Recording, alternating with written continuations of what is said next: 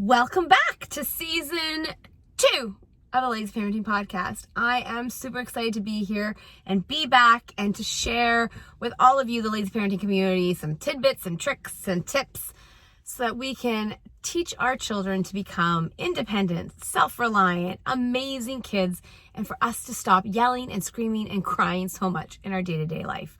So I'm excited to be back. Today we're going to jump right into it. And yes, I am videotaping, recording this podcast from inside my car because if you're a mom like me with 4 kids, then you are too spending large amounts of your time out and about driving kids all over. So I'm in the car. I got a toque on because it's winter and it's cold and my son is out at track practice.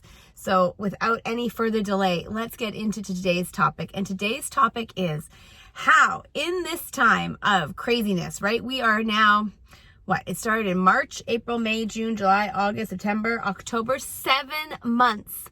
7 months into this pandemic. And who knew that this was going to be our world, right? Parenting these kids who have had a lot thrown at them. I don't know about you, but changes in schedule, going to school but not really going to school, not going to school for a large part of time, being home with you for a large amount of time, your own work. How are you navigating? If you have a job outside the home, have you transitioned that to be inside the home? How are you and your partner divvying duties if you have a partner? If you are a solo parent, how are you handling all of this? Do you have help? Oh my gosh, there's so much that has gone on in the last 7 months. But we are 7 months in, so I feel like everybody should be into some kind of a groove with new schedules, new tactics, new expectations of your kids, of what you're expecting from them during this time. All of that, all of the above. So today we're going to dive back into some fundamental pieces of becoming a lazy parent. And again, that is my goal for you. My goal for you is to use some of these tactics that I share with you to become a lazy parent, which means you are not doing everything for your child, that they are learning to become self-sufficient. They can take care of themselves. They can make themselves breakfast, get up, get dressed, that they're taking responsibility for their schoolwork, for what they're getting done, what they're not getting done, what kind of grades are they getting, that they are taking responsibility to remember their cleats or their 2 colors of uniform when they go to soccer game, that kind of stuff. That's what being a lazy parent is all about, to release some of that stress that you might be feeling that is on you and helping your child become that person, because they're going to have to do that at some point. My oldest just went off to university this fall.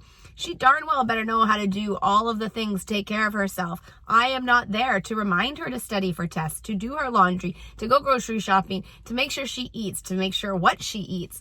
All of those are things that our children have to eventually know how to do by the time they're 17 or 18 years old.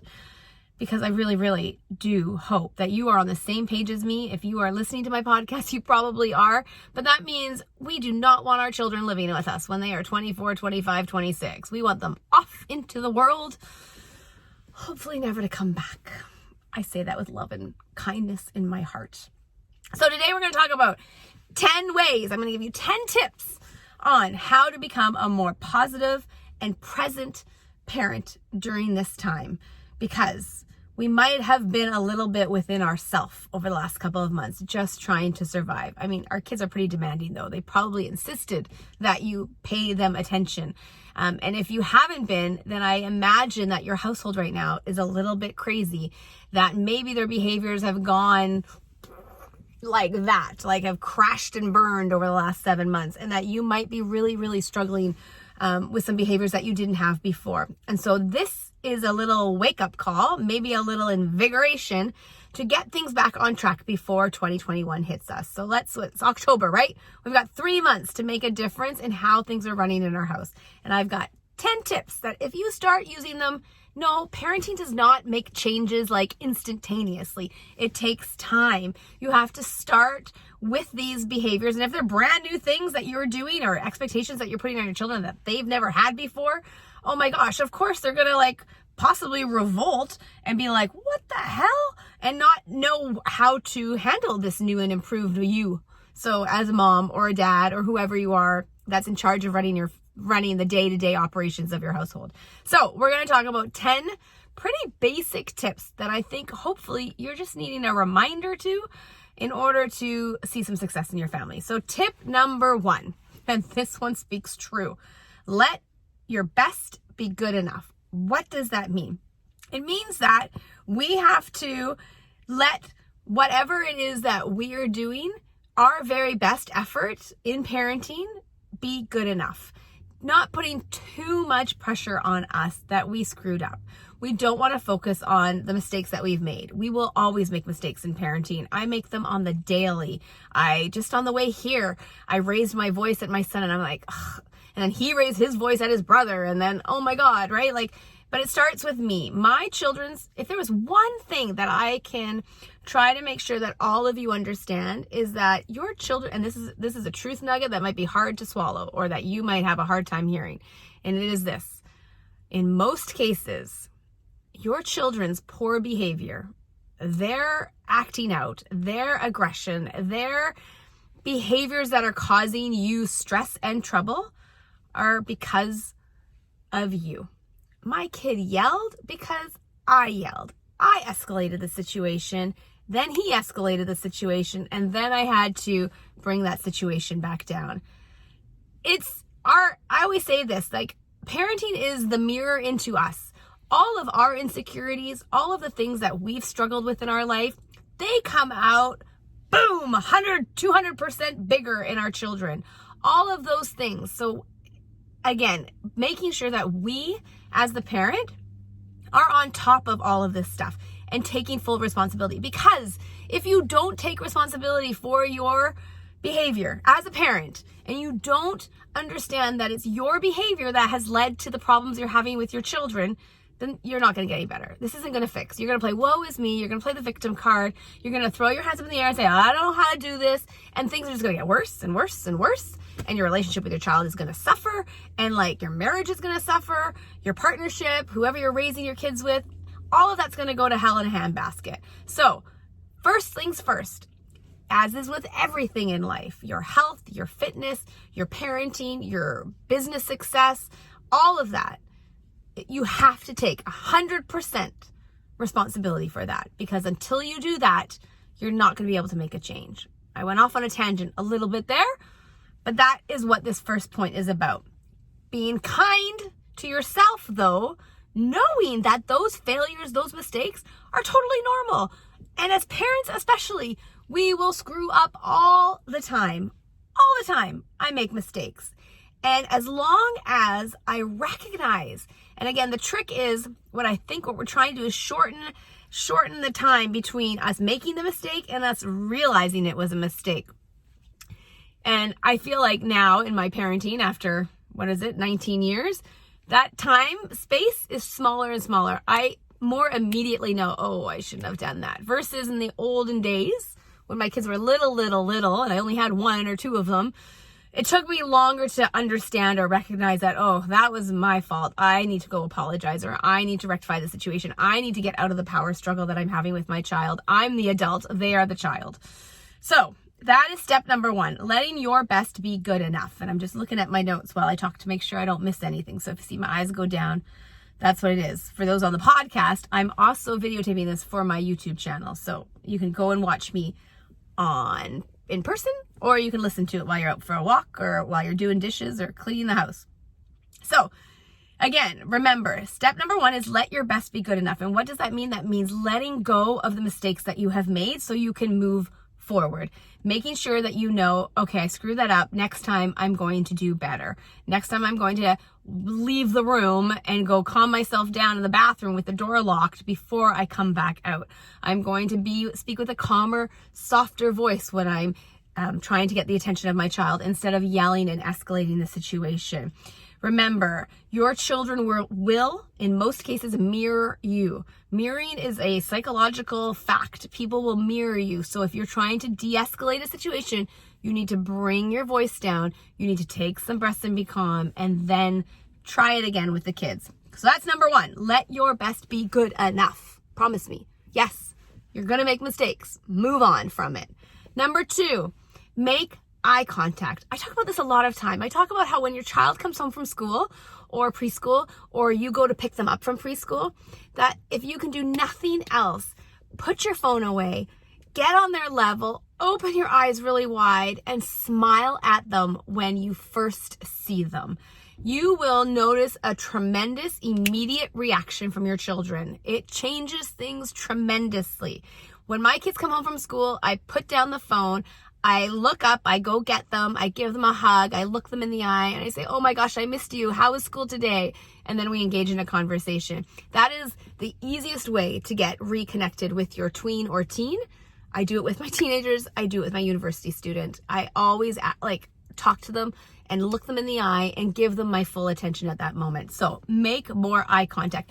Now, this is a bit more expansive too. I don't just mean like in that moment. I mean, anytime your child is trying to get your attention or talk to you, the first time, this is important, the first time, making sure that you stop what you're doing. I mean, as long as they're not being rude and interrupting you in a conversation, because that's another parenting strategy. Like, we have to teach them manners and all of that sort of thing. But if you're making dinner and they come up to you, or you're doing something, if you possibly can, stop what you're doing for a moment. The first time they come to you, turn and look at them and make eye contact with them.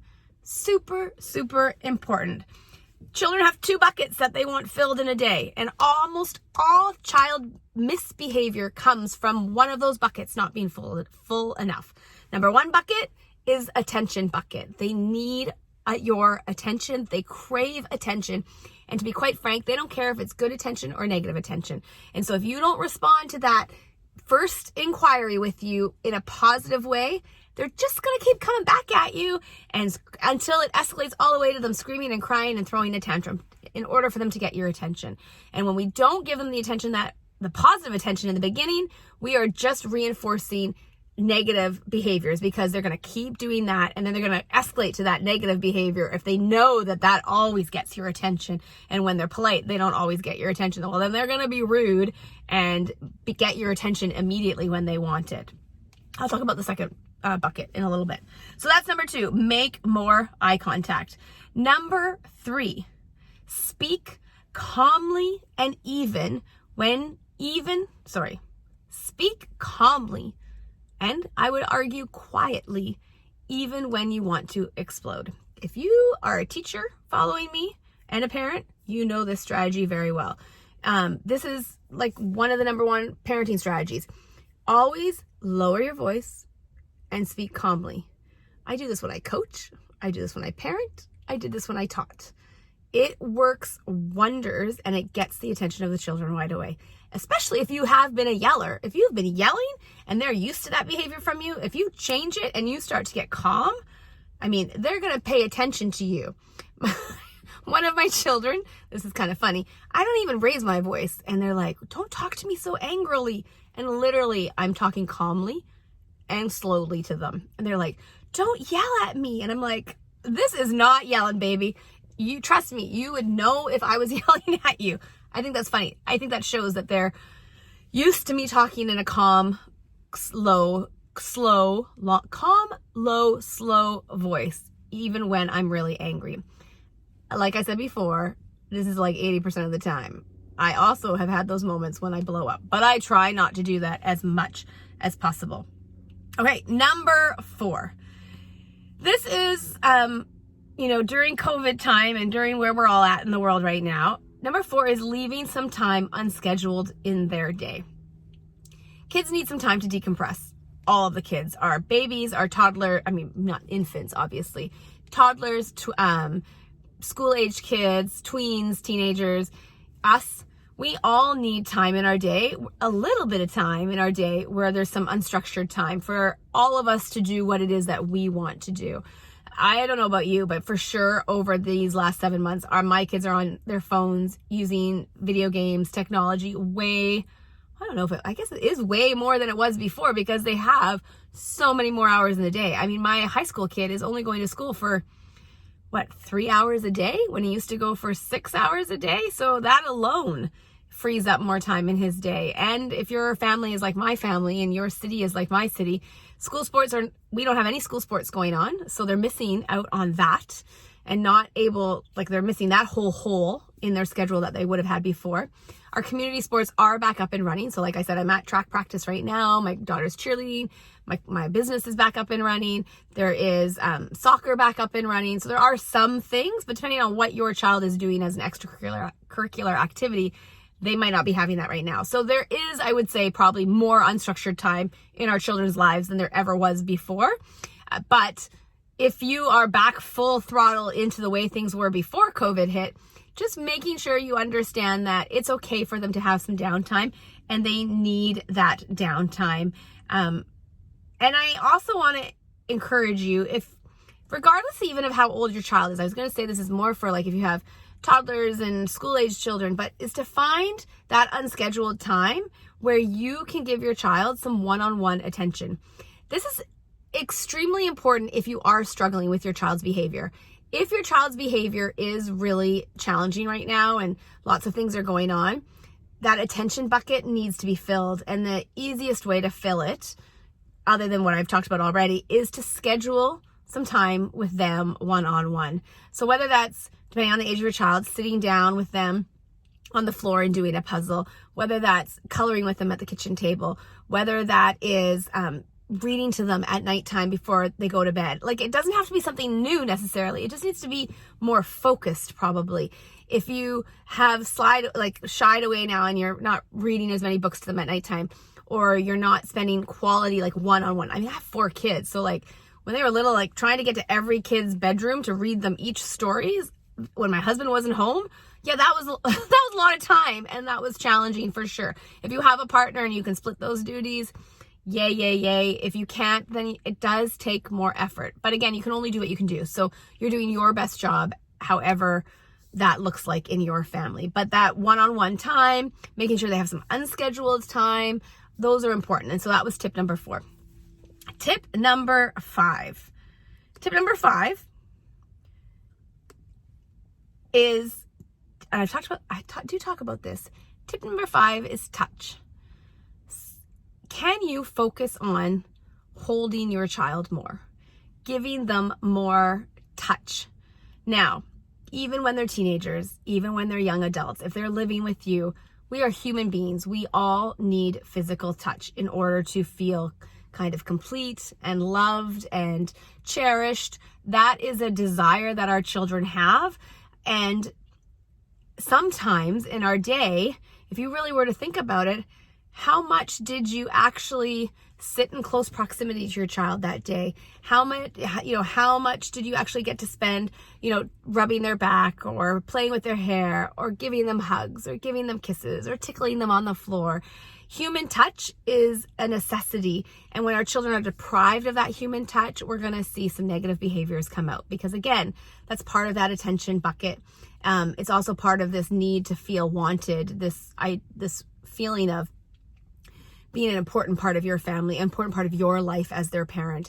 They know that they're important to you when you spend the time with them and you touch them and you hug them and you kiss them.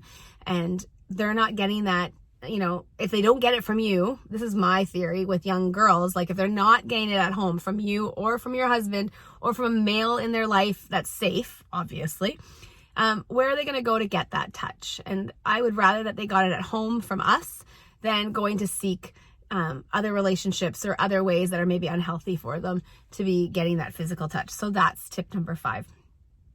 Tip number 6, use positive self-talk.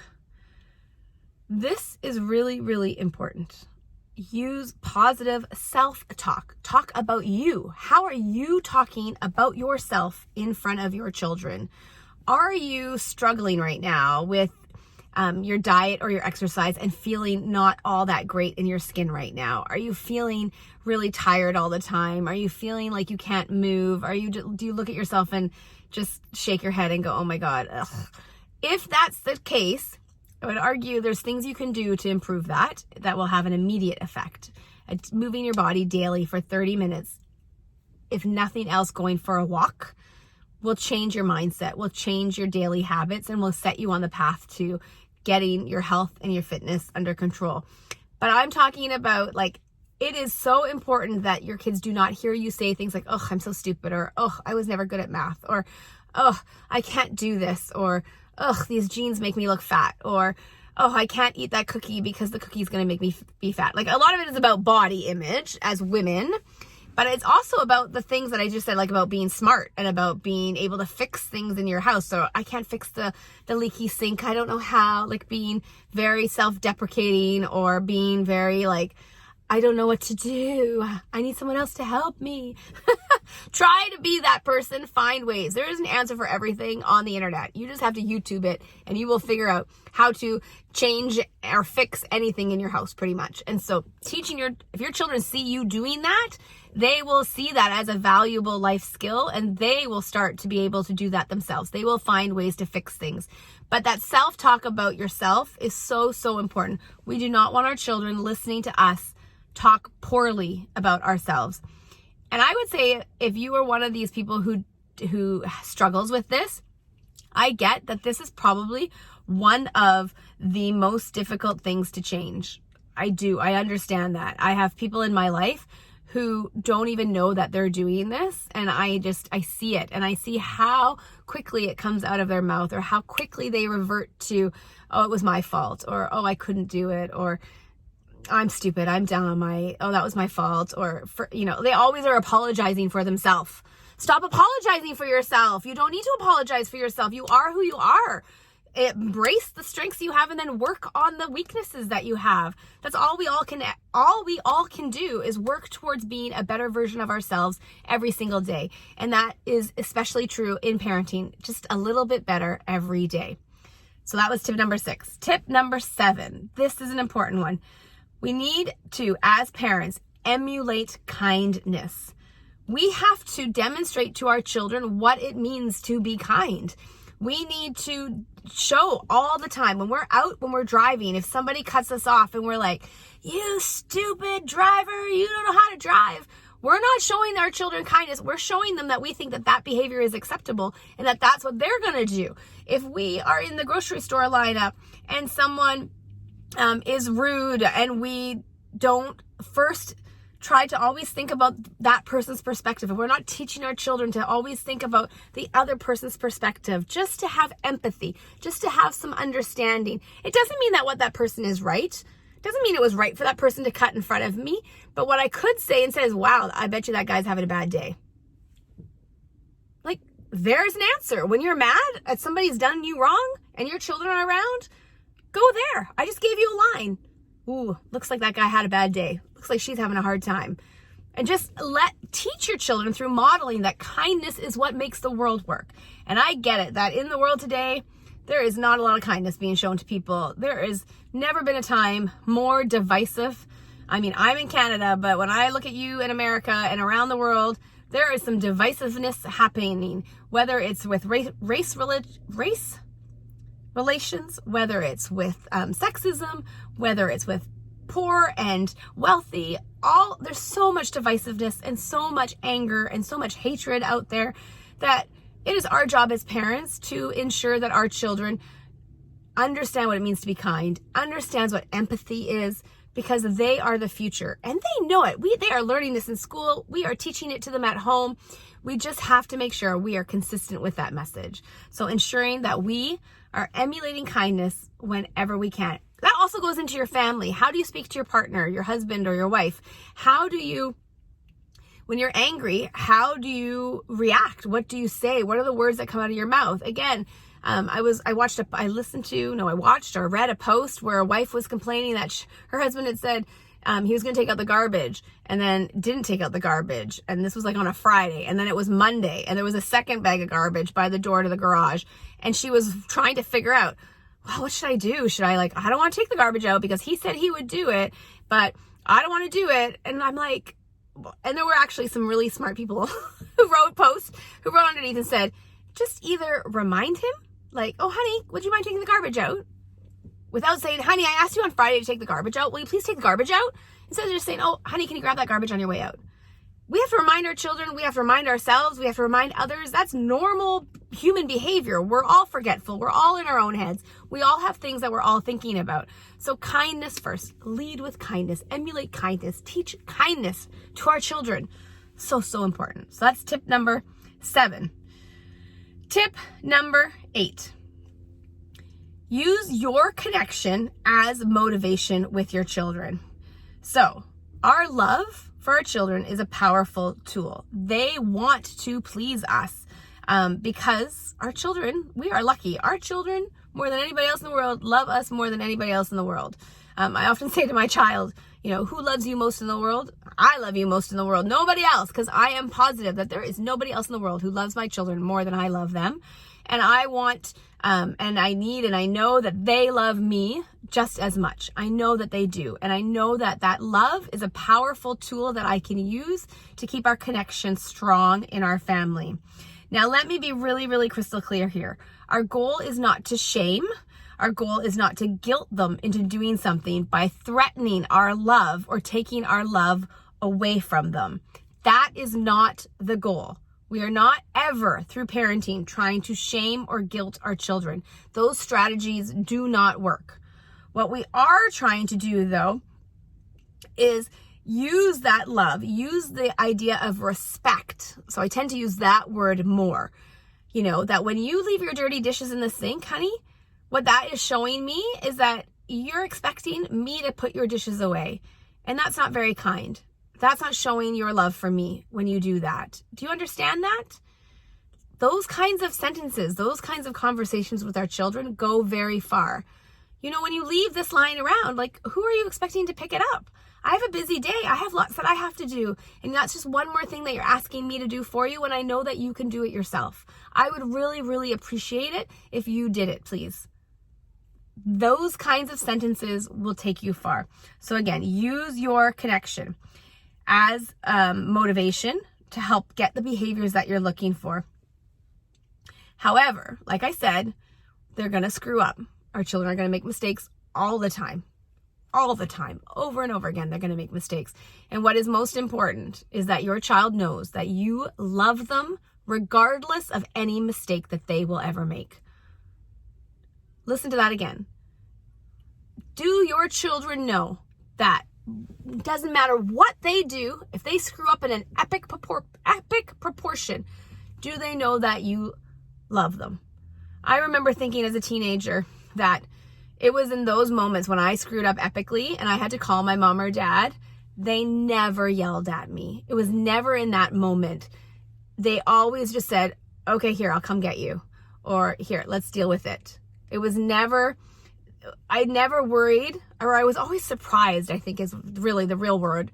When I was a teenager, I was always surprised that when I did screw up and I knew that they would be disappointed in me or angry with me, that they always had a great reaction and they never made me feel that.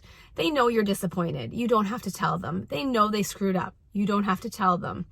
Those really big things, if you've raised your children well and you've worked on this relationship, they know that they've disappointed you. So do not use that moment, or don't ever bring it up again, possibly, because they have to know that you love them regardless of what they do. Okay, number 9. Positive parenting strategy is to raise your child's self-esteem. It is our job to be our children's biggest cheerleaders. It is. Like I said, I know that I am the person in the world who loves my children the most. That means I am their biggest cheerleader. That means that it is my job from the moment that they are little to be their cheerleader, to urge them on. Now, this doesn't mean that I do everything for them. This doesn't mean that I don't have high expectations of them. Being their biggest cheerleader means that I know they can do whatever it is that they need to do, that they can be brave, that they can do their chores, that they can speak in a kind voice. I know that they are wonderful children, wonderful human beings, and that is my goal for them to know that and to pour into their bucket of love and self-esteem to raise them up. That's very, very different. Well, let me make this clarification as well. The self-esteem that I'm trying to build up on them are those kinds of skills. I'm trying to build up the self-esteem in that they are confident, their confidence, their self-reliance, their persistence, their perseverance. I'm not trying to build up their self-esteem by telling them, oh my God, you're so cute in that dress today. Oh, you're so pretty. Oh, I love, or you're so, whatever it is. I'm not trying to build their self-esteem in that way, because that is going to get you in trouble, and that's going to create a child with a fixed mindset.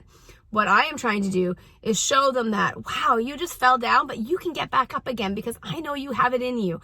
Or, wow, I love how much that how much you help others in the family, or I love how you went and set the table without me asking, or like you care about the rest of the family. Your empathy is amazing. Like I want to focus on those skills, those character traits, and I want to build those up, give them the self-esteem that they know that they have those things, because those are what I value. That's what I value in my family.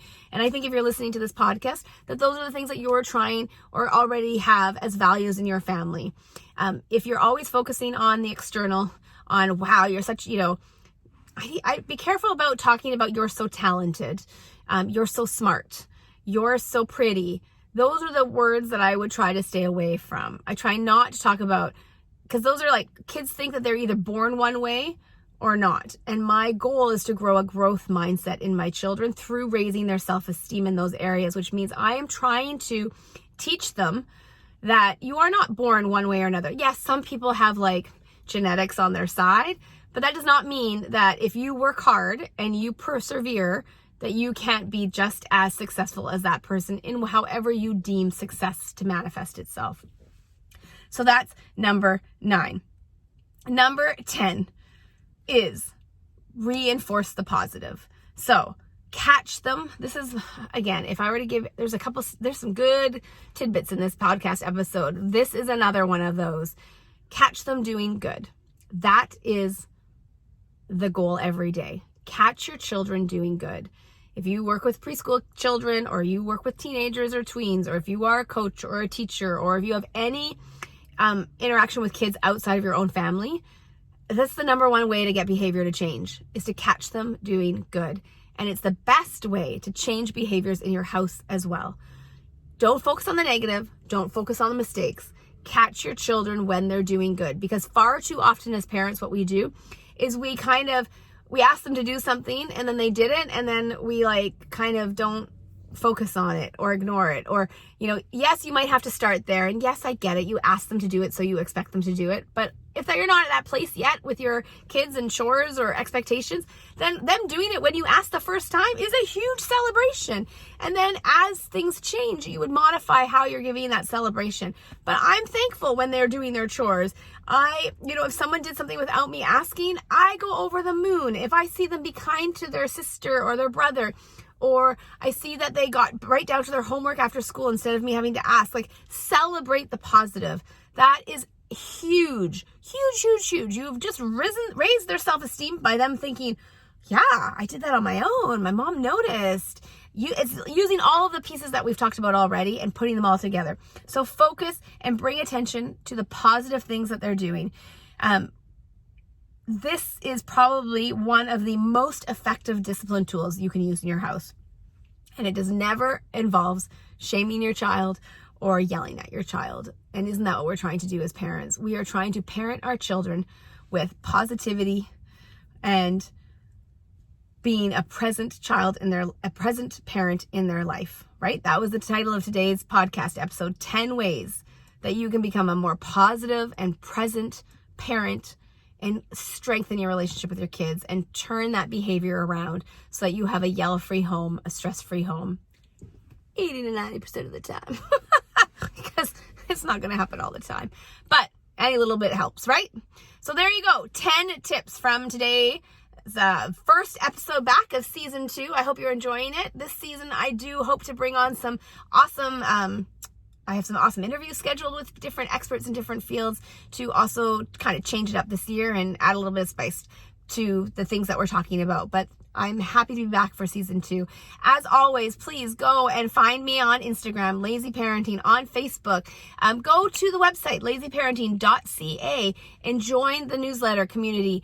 You'll be the first one to get the episode, the podcast episode. You'll be the first one to hear about any fun news. I share tips and tricks. I will not spam you. You will get 1 email a week. That is it. And I'm so excited to be back here with you. Please leave a comment, leave a review if you haven't. That's what helps my podcast get out to more people. Again, you just click the little thing, give it a review, hopefully a 5-star review, and a little comment about how you are finding this helpful for you and your family. I love you. Thank you so much for joining me today, and we'll see you next week.